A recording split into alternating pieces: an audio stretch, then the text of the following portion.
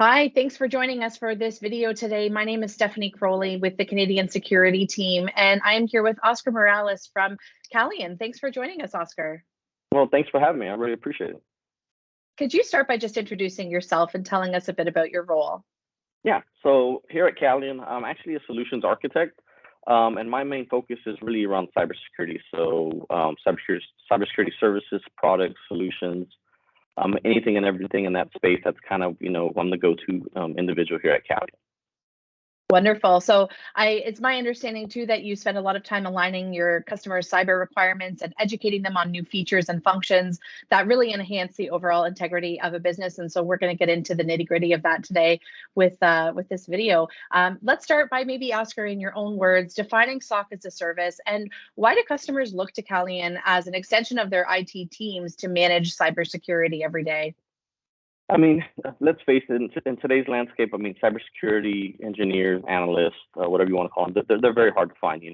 Everyone struggles with it. So being able to build a team internally is a challenge for a lot of people.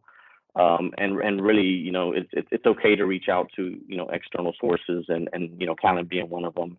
We're really able to come in and help fill in the gap for those customers to, help keep eyes on glass or maintain and support, their day-to-day operations on their firewalls or endpoints. And again, SOC as a service is just more than just managing the SIM. It's really being an extension of the team, being, there to collaborate with them to allow them to not only deal with the incidents and the reactive work, but also be more proactive and focus on that security roadmap or, the business objectives.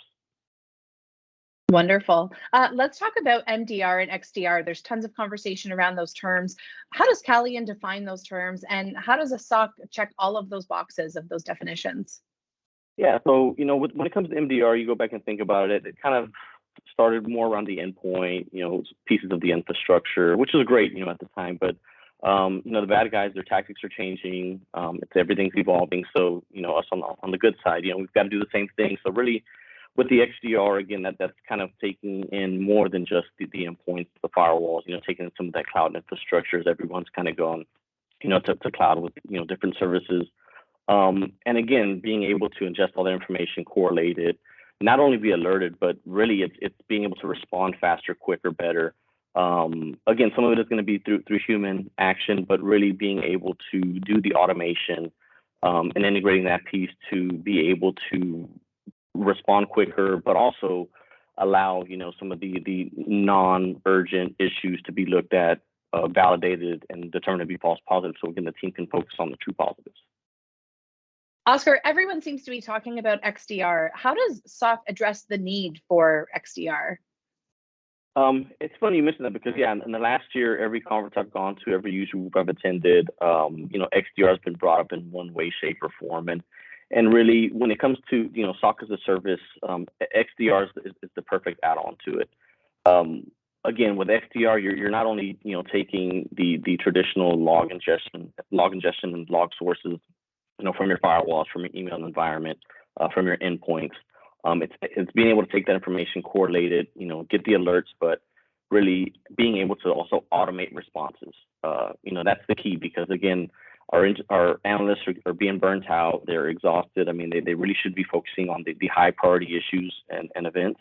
And again, the low to medium, suspicious anomalous activity, really if you can automate a lot of that and have a response to really give you the false positive or, hey, you know what, take an actual second set of eyes to look at this.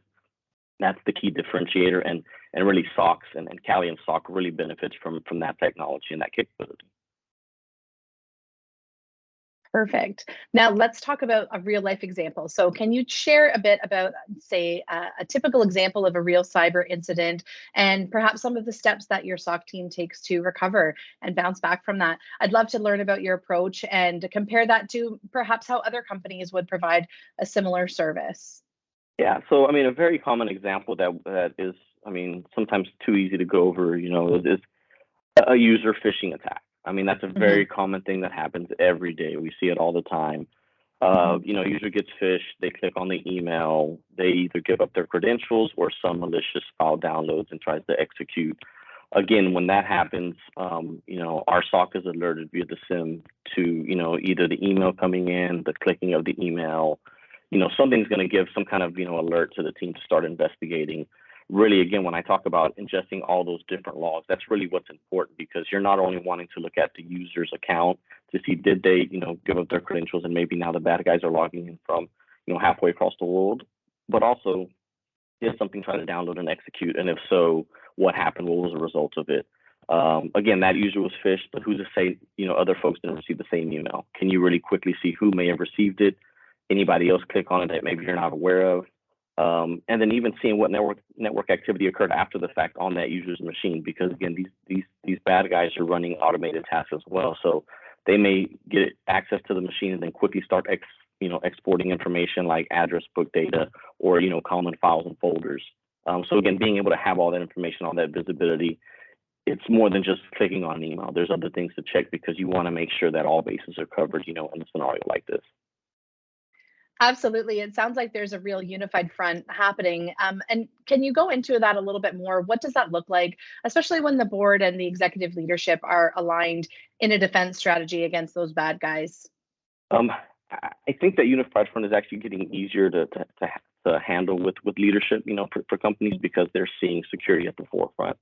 I mean, you see it all the time, different companies and businesses are in the news, either were attacked or were breached or had a hack or whatever the case may be. It's becoming, common knowledge to everyone. Now that leadership kind of understands the importance of it, it's easier to have that conversation. A lot of these individuals, though, don't know where to start, and it's okay. That's really where some of the experts, in the industry, like myself and others, can come in and help figure out what that roadmap may look like, what maybe you could change or correct to improve that stance. But having that leadership, understanding, the importance of security has been a big help to help get the overall message across, that security, it's not going anywhere. It's here. Yes, it is an expense, but at the end of the day, you're here to try to reduce the risk of a company.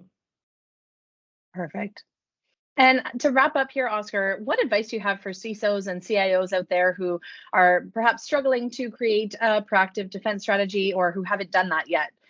Really, it's take a step back and really find out, do you want to, if you need help, reach out to a third party company like Calian. I mean, we're here to help out. I mean, no one has, the perfect environment. No one has the perfect budget. No one has the perfect product and solution, because every scenario is different. Every environment's different. And it's okay to ask for help. There's no shame in that. Again, we come across customers in different sectors, different industries. So, reaching out to a company like Calian can help you kind of figure out, maybe, are you on the right track with your roadmap? Or, hey, you know what, maybe we should, take a step back and pivot and focus on this area of security. It's really, the message is, don't hesitate. We're here to help. We're more than happy to come at this together and again, collaborate and be that extension for you to help you kind of, meet your goals. Wonderful. Oscar, thanks so much for sharing your insights with our audience today. Not a problem. Thank you for having me.